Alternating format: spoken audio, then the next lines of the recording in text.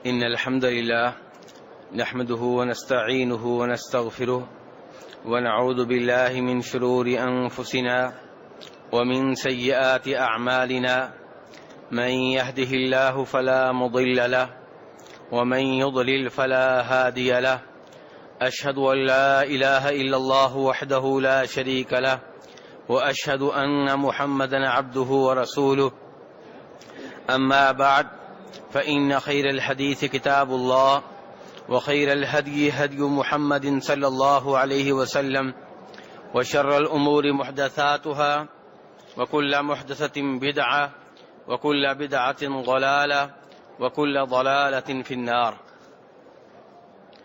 ہر قسم کی حمد و ثنا اللہ تبارک و تعالیٰ کے لیے اور ان گنت درود و سلام جناب نبی اکرم صلی اللہ علیہ وسلم کی ذات اقدس پہ۔ ہم سب اللہ تبارک و تعالیٰ کے شکر گزار ہیں کہ جس اللہ تبارک و تعالیٰ نے مکہ اور مدینہ میں حاضری کا موقع عنایت فرمایا، جس اللہ تبارک و تعالیٰ نے بیت اللہ، مسجد حرام اور مسجد نبوی میں نمازیں پڑھنے کی توفیق عنایت فرمائی۔ میرے بھائیوں، مسجد نبوی میں بیٹھ کر دین کی باتیں سیکھنا اور سکھانا، نبی علیہ الصلاۃ والسلام کی احادیث سننا اور سنانا، قرآن پاک کی تفسیر جاننے کی کوشش کرنا ایک عظیم سعادت ہے۔ اور آج کے اس درس میں میں آپ کے سامنے امام نووی رحمہ اللہ کی مشہور و معروف کتاب الاربعین کی پہلی حدیث آپ کے سامنے رکھوں گا۔ امام نووی رحمہ اللہ نے الاربعین نامی کتاب لکھی اور اس میں تقریباً 40 حدیثیں جمع کر دیں۔ وہ 40 حدیثیں جن کے اوپر اسلام کا دار و مدار ہے، جن کے بارے میں مختلف محدثین اور علماء کرام کے یہ تبصرے ہیں کہ اس حدیث کا تعلق شریعت کے بہت سے مسائل سے ہے، ایسی 40 احادیث امام نووی رحمہ اللہ نے آپ نے اس کتاب میں جمع کر دی ہیں جس کا نام ہے الاربعین۔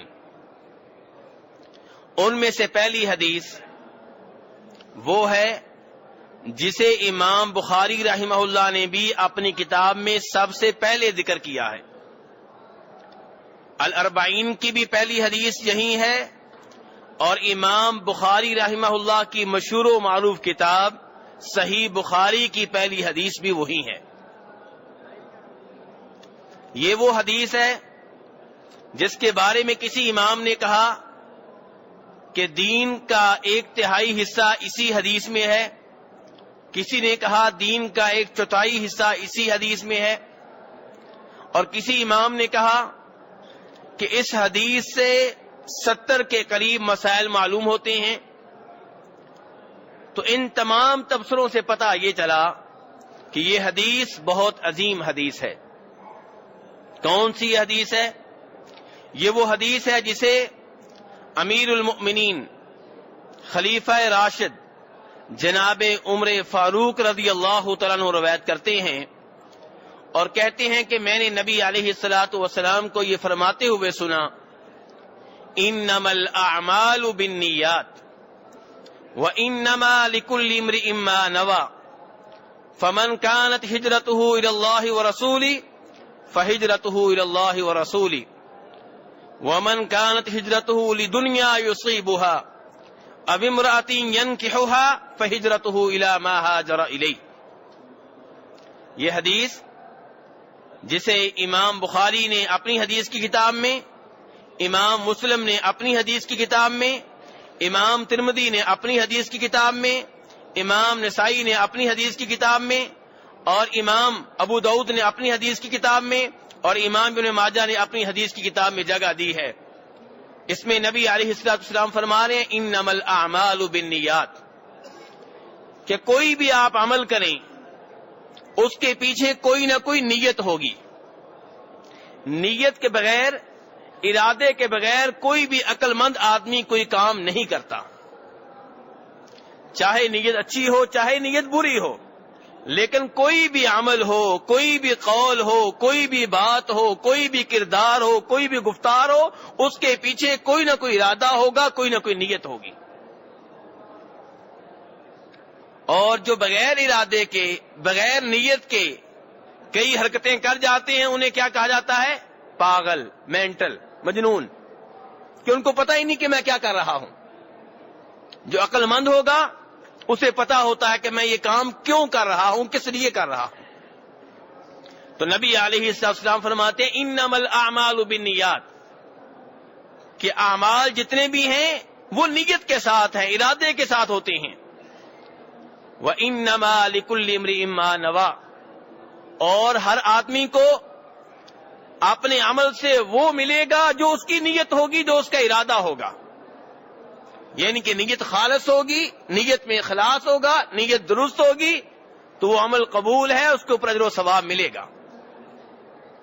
اور اگر نیت صاف نہیں ہے، نیت خراب ہے، نیت میں ملاوٹ ہے، تو پھر آپ کا وہ نیک عمل ضائع ہو سکتا ہے جو آپ نے بڑی محنت سے کیا ہے۔ میرے بھائیو، دین اسلام میں نیت کو بہت عمل دخل ہے۔ نیت سے کئی ایسے کام جو بنیادی طور پہ عبادت نہیں ہوتے، عبادت بن جاتے ہیں، اور بری نیت سے وہ کام جو بنیادی طور پہ عبادت ہوتے ہیں وہ انسان کے لیے باعث ہلاکت بن جاتے ہیں۔ ایک آدمی رات کو سو رہا ہے اور نیت کیا ہے کہ جلدی سے سو جاؤں کہ میں نے تہجد کی نماز ادا کرنی ہے۔ یہ نہ بھی اٹھ سکے، فجر کے اذان سے پہلے نہ اٹھ سکے، نیند غالب آ جائے، پھر بھی اسے تہجد کی نماز کا ثواب ملے گا۔ رات کی ساری نیند اس کے لیے عبادت بن گئی، حالانکہ نیند بنیادی طور پہ عبادت نہیں ہے، لیکن اچھی نیت کی وجہ سے وہ نیند بھی عبادت بن گئی۔ ایک آدمی غسل کرتا ہے، اس کے اوپر بنیادی طور پہ غسل واجب ہے احتلام کی وجہ سے یا بیگم سے ہم بستری کی وجہ سے۔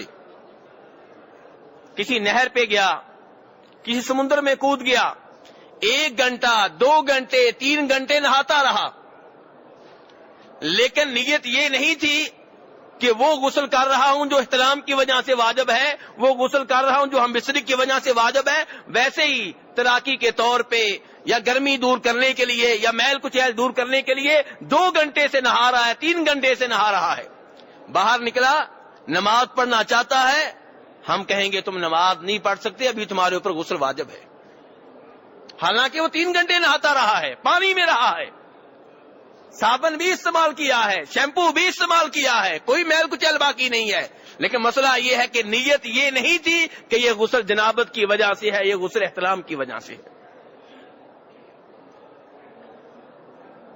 یہ نیت کا کردار آپ دیکھیں، نیت کی اہمیت کو سمجھیے۔ ایک آدمی جمعہ کے دن غسل کر کے اچھے کپڑے پہنتا ہے، اور نیت کیا ہے، ارادہ کیا ہے کہ آج جمعہ کا دن ہے، شریعت نے اس کی بڑی اہمیت بتائی ہے، جمعے کی وجہ سے اچھا لباس پہننا چاہیے، شریعت کہتی ہے اس آدمی کو اچھا لباس پہننے پہ ثواب ملے گا۔ دوسرا آدمی غسل کر کے باہر نکلا جمعہ کے دن ہی، سامنے اس کے مختلف کپڑے لڑکے ہوئے ہیں، سادہ سا لباس کہتی ہے اپنے مسلمان بھائیوں کو تکلیف نہ پہنچاؤ، اچھا لباس پہن کر جاؤ، ان کو بدبو نہیں آنی چاہیے، اگر یہ نیت لے کر جائے گا پھر ثواب ملے گا۔ تو میرے بھائیوں، نیت کا بہت عمل دخل ہے ہمارے اعمال سے۔ یہی عمرہ کرنے کے لیے آپ تشریف لائے ہوئے ہیں، حج کے لیے آپ تشریف لائیں گے، اسی کو آپ لے لیں۔ ہر آدمی 1 لاکھ 2 لاکھ روپیہ لگا کر آتا ہے، 20 دن 25 دن عمرے کے لیے نکالتا ہے، دکان کو تالا لگا کر آتا ہے یا کسی اور کو بٹھا کر آتا ہے، بڑی قربانی ہے، بڑی محنت ہے، لیکن کوئی اس عمرے کے بدلے میں جنت لے جاتا ہے اور کسی کے ہاتھ میں کچھ بھی نہیں آتا. کیونکہ ایک آدمی عمرہ کرنے کے لیے اس لیے آیا ہے کہ میں نے پوری زندگی بڑے گناہ کیے ہیں, عمرہ کر لوں شاید اللہ مجھے معاف کر دے, عمرہ کر لوں عمرے کے دوران اللہ سے معافیاں مانگنے کا موقع مل جائے گا, عمرہ کر لوں دوران طواف معافیاں مانگنے کا موقع مل جائے گا. اس آدمی کی نیت بہت اچھی ہے اور اس کے بارے میں یہ امید ہے کہ اللہ تبارک و تعالی سے معاف کر دیں گے, اور اس نے جو پیسہ لگایا ہے, جو ٹائم لگایا ہے, روز قیامت اس کا بدلہ اسے ملے گا. دوسرا آدمی عمرے کے اوپر عمرے کر رہا ہے, ایک عمرہ, دو عمرے, 10, 20, 30, کسی سال ناگا نہیں ہوتا, لیکن جب بھی رمضان آتا ہے اس کے ذہن میں ایک ہی بھوت سوار ہوتا ہے, کیا کہ یار میں نے ہر سال عمرہ کیا, اس سال ناگا نہیں ہونا چاہیے. یہ نہیں ہے کہ رب راضی ہو جائے, بس ایک ریکارڈ بن جائے, محلے والوں کو بتا سکوں کہ میں الحمدللہ اتنے سالوں سے عمرے کر رہا ہوں, کوئی ناگا نہیں کیا, اور اس سال ناگا ہو گیا تو میرا ریکارڈ ٹوٹ جائے گا. اس کے ہاتھ میں کیا آئے گا؟ تو میرے بھائیوں, نیت کی اہمیت بہت زیادہ ہے. کتنی زیادہ اس کی اہمیت ہے؟ آپ نے وہ حدیث سنی ہوگی آپ لوگوں نے, جو بخاری شریف میں آتی ہے کہ 7 قسم کے لوگ ہیں جنہیں روز قیامت اللہ تبارک و تعالی عرش کے نیچے سایہ دیں گے جب کوئی اور سایہ نہیں ہوگا.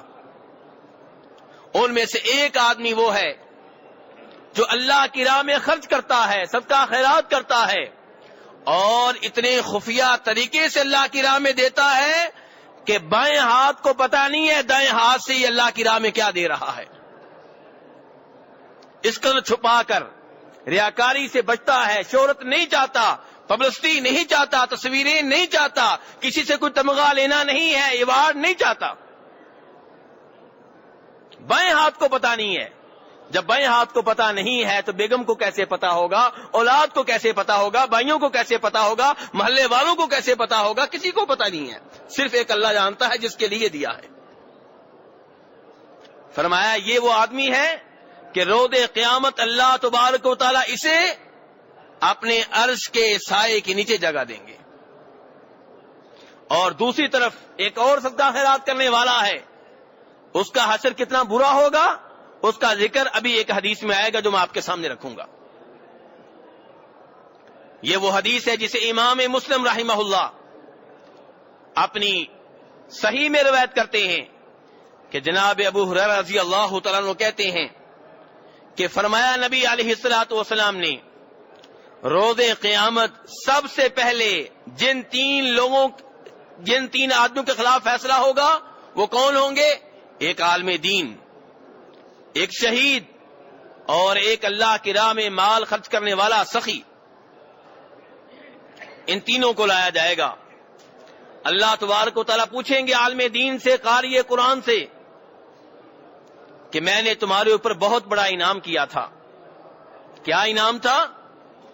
تجھے دین کا علم دیا تھا, تجھے قرآن کا قاری اور حافظ بنایا تھا, قرآن کے علم کی دولت سے تجھے نوازا تھا. فما عملت فیہا, بتاؤ تو نے اس میں میرا شکر ادا کرتے ہوئے کیا عمل کیا, تو نے ان کا حق کیا ادا کیا؟ کہے گا یا اللہ پوری زندگی تیرا قرآن سناتے ہوئے گزری ہے, پوری زندگی دین کا علم پھیلاتے ہوئے گزری ہے, پوری زندگی دعوت و تبلیغ میں گزری ہے, پوری زندگی درس و تدریس میں گزری ہے. اللہ کہیں گے کذبتا, تو جھوٹ بول رہا ہے, یہ دعوت و تبلیغ میرے لیے نہیں تھی, یہ درس و تدریس اس کا مقصد میں نہیں تھا, تو یہ ساری محنت کرتا رہا 20 سال 25 سال 30 سال 40 سال, صبح و شام درس, صبح و شام قرات قرآن, کبھی اس کو حافظ بنایا, کبھی اس کو بنایا, اس کو تفسیر سکھائی, اس کو سکھائی, یہ سب کچھ درست ہے, لیکن تیری نیت یہ تھی, تیرا ارادہ یہ تھا کہ لوگوں میں میری شہرت ہو جائے کہ بہت بڑا قاری ہے, بہت بڑا عالم ہے, بڑے لوگوں کو اس نے مسلمان کیا ہے, بڑے لوگوں کو اس نے نماز کی راہ پہ لگایا ہے.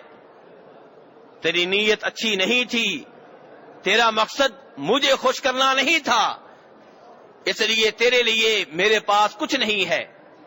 اور پھر اللہ تبارک و تعالیٰ فرشتوں سے کہیں گے اور اس آدمی کو چہرے کے بل اوندے منہ جہنم کی آگ میں دھکیل دیا جائے گا۔ نیت میرے بھائیو، نیت۔ شہید آئے گا، اس سے اللہ تعالیٰ کہیں گے میں نے تجھے جوانی دی تھی، طاقت اور توانائی دی تھی، بتاؤ تو نے میرے لیے کیا کیا؟ کہے گا یا اللہ جہاں کہیں مجھے تیرے دشمنوں سے لڑنے کا موقع ملا میں وہاں پہ پہنچا، تیری راہ میں میں نے تلوار چلائی، تیری راہ میں میں نے جہاد کیا، تیری راہ میں میں لڑا، تیرے دشمنوں کو میں ختم کرتا رہا، حتیٰ کہ وقت آیا کہ میں تیری راہ میں شہید ہو گیا۔ اللہ کہیں گے کذبتا، جھوٹ بول رہا ہے،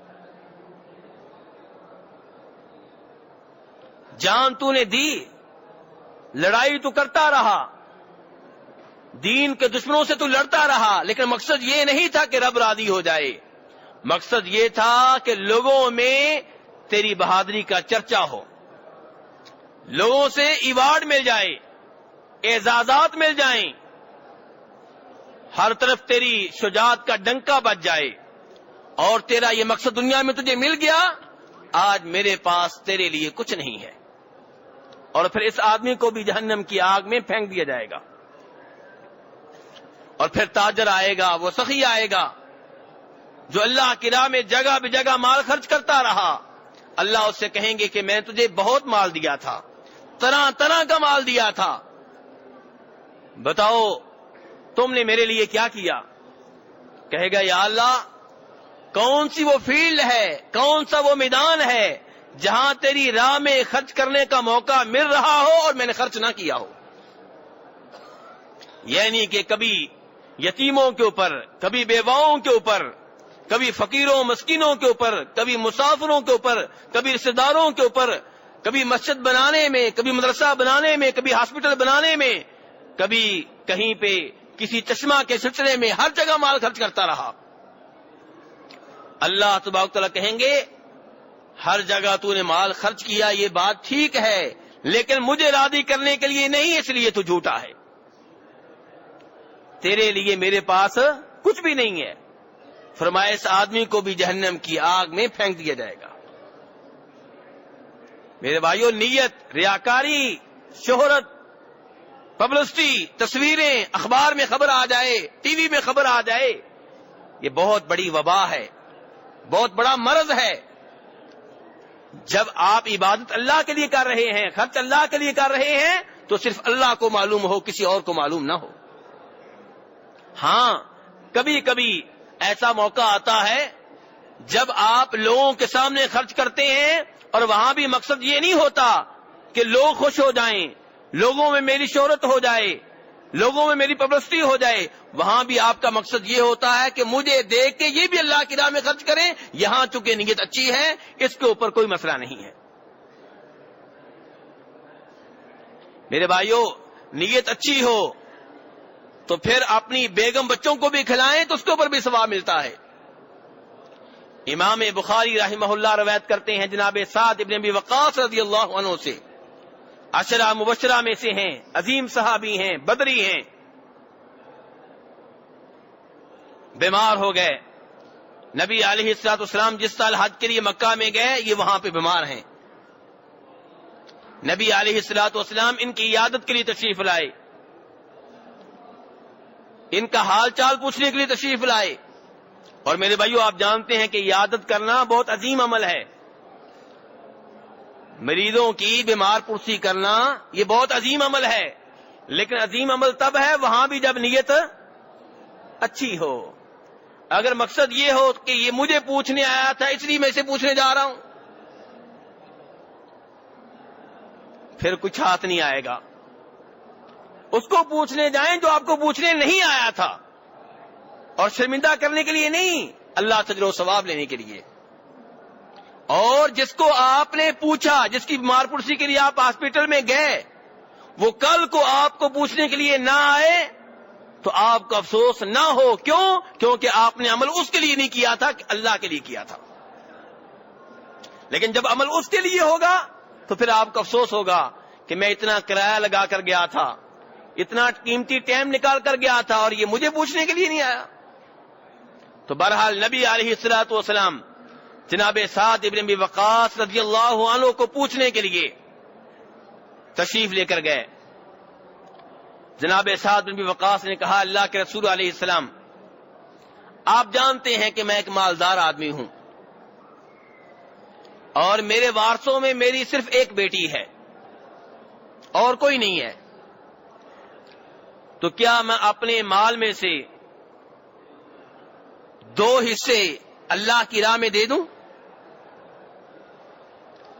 نبی علیہ السلام نے فرمایا, نہیں, یہ زیادہ ہے. جناب سعد کہنے لگے, تو اللہ کی راہ میں پھر آدھا مال دے دوں؟ آپ نے فرمایا, نہیں, یہ بھی زیادہ ہے. کہنے لگے, 1/3 دے دوں؟ آپ نے فرمایا, ہاں, 1/3 کی تمہیں اجازت ہے, اور ویسے یہ 1/3 بھی زیادہ ہے, لیکن چلو تم 1/3 اللہ کی راہ میں دے دو. اور یہ یاد رکھو کہ اگر تم اپنے وارثوں کو اس حال میں چھوڑ کر جاؤ کہ ان کے پاس مال ہو, کسی کے محتاج نہ ہو, کسی کے سامنے ہاتھ نہ پھیلانے پڑے, یہ اس سے بہتر ہے کہ تم انہیں اس حالت میں چھوڑ کے جاؤ کہ وہ لوگوں سے مانگتے پھریں. اب جناب سعد رضی اللہ عنہ اللہ کی راہ میں کیوں خرچ کرنا چاہ رہے تھے؟